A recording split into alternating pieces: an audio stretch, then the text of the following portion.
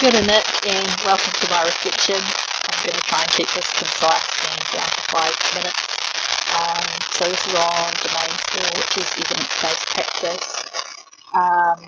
This was a little bit of a tough week, couple of weeks for me. I had a few things going on at home, and I just feel like I didn't do quite as well as what I wanted to, or to go as in depth as much as I'd originally planned.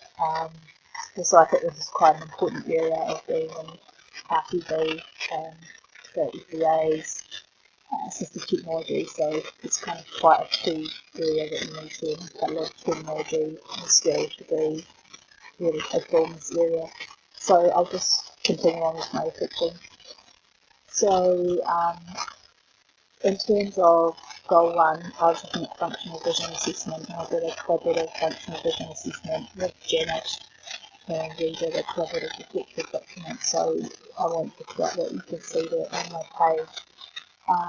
The second part I did for goal 1 was I went through an assistive technology application with a senior teacher. And just the key reflections I want to make on that are the theory versus the practice. And the theory says that you need to go through the STEP framework. So Joy Zabalia says STEP framework is an organisational tool to help collaborative teams create student-centred environmentally useful and task-focused tool systems. But in terms of this practice that I'm witnessing, or that I've had, is that it's more the RTV makes a decision that iPad would be helpful and then does the application by themselves. And it appears to me the most difficult part of the application is collecting the evidence, configuring the correct questions so that you can get full evidence that relates to your initial goals. So I found the theory in terms of the STEP framework quite different from the application, but possibly this may be because I'm new RTV and the teacher kind of, the application was due and it was kind of like a rushed thing. So for my future practice, what I would like to do is to use the Joy Zabalia documents and to go through them consciously with my students' team. And it's not that I initially just did this one by myself, it was that I hadn't got formalised paperwork of other people's opinions, or even looking at other options as opposed to an iPad. It just appears that most RTVs just kind of suggesting an iPad as a staple piece of equipment for camera and flow vision. And that may be the case, but the evidence, the literature says that you need to go through the STEP framework, so that's what I plan to do in the future. For my goal 2, I posed the question, are schools conducive to supporting adaptations for people with blind and lone vision during assessment?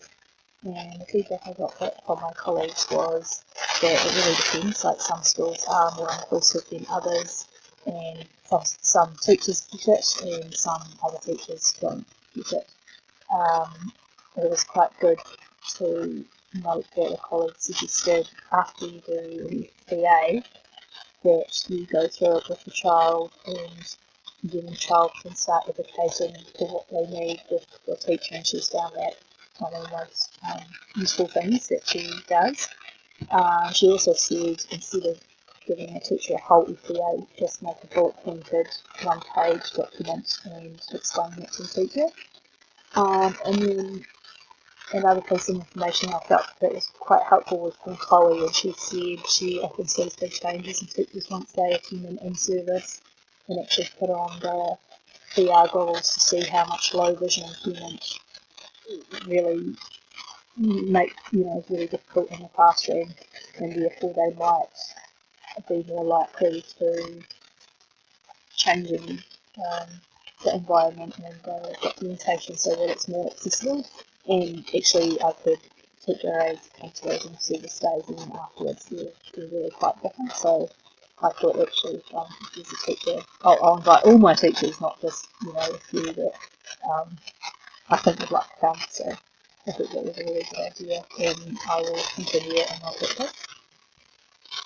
In terms of the collaborative documentation, as I said before, it wasn't really that great a week for me, and initially I started doing a document with someone, and I started putting in EPA information and also the assistive technology information, but then that person decided that maybe we should go with a bigger group, and yeah, I just wasn't really in a good space, so I didn't really end up adding much. I ended up adding a literature review, and I made a complete to go along with it. So I did put something in there, but it's not normally, it's not up to my normal standard. It was a lot more. So yeah, I guess I didn't push it so that I could continue to go to work and put my flag in and get the assignment. So that's it though. So to go for my literature review is about adaptations that can be made for children who are blind and low vision to access the environment during assessment. I actually really enjoy, I learned a lot from writing my literature reviews, and it's a good way for me to get a lot of information rather than 5 papers, and 5 papers is quite a lot of information. And in the process of learning how to synthesize, I've still got a little bit to go there, but I was happy with this literature review, and the key things that I learned from that was from Sahira and UK, which was 2017, and it says accommodations made to materials such as colour, image, reading, reading scheme, contrast, provide greater access for children that have blind and low vision. So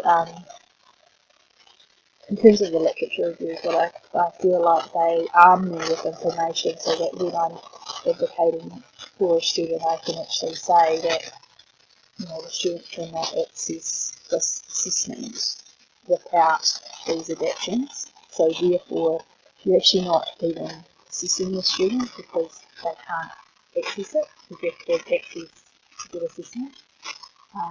So yeah, I feel like that was the key way that I would like to apply that into practice. Oh, and finally for that last one, another way that I want to apply that to my practice is that I've ensured that I've got open communication with my mainstream teachers to make sure that they know that this is what a student needs to access the information so that they then can do assess. And then I want to make sure that I've got a supportive attitude, so I can help you with that. Specifically, would you like me to organise that with the teacher aid? Because I think collaboration is very key to improving for students with